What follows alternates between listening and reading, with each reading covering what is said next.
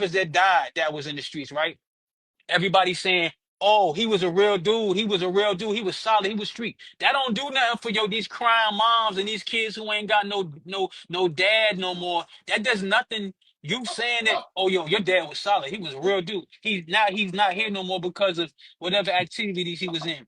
That doesn't do anything. And I promise you, these guys that ain't here no more, wherever they went on the other side, I bet you they wish they could be back here and they wouldn't do it the way they did it.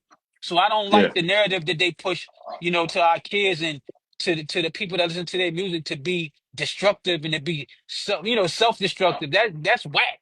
That ain't that ain't yeah. that ain't gangster at all. That's corny. And I think that's what we need. One thing, like I said, I got a T-shirt available on the website, but it says hip hop since '88 because that's when I was introduced. 7 years old, my big bro was like, "Nah, man, you can't be listening to Michael Jackson, Madonna, and Prince all day. Here's some hip hop." And '88 is in my opinion, one of the top 3 years in hip hop ever. This is a year where Yeah. Public Enemy dropped. This is a year where Too Short dropped. This is a year where NWA dropped. This is a year where Slick Rick dropped.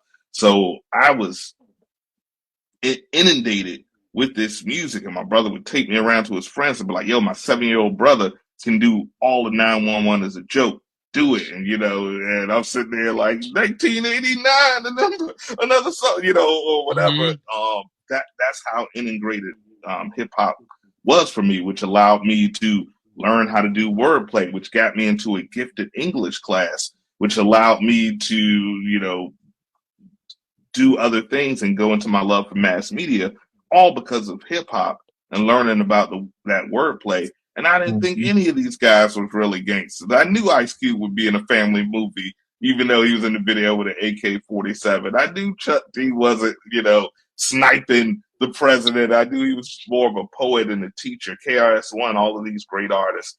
And then you go into the '90s, the golden age, from '92 to probably '96, where you got Biggie, Wu-Tang, Nas, or 92 to probably about '96, No, Outkast, you had 98, all 98, Mob D.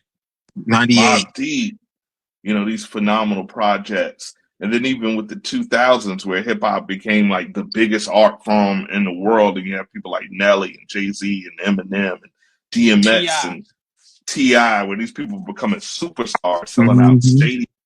And then we had a little bit of a lull, and I call it went from drug dealer music to drug user music.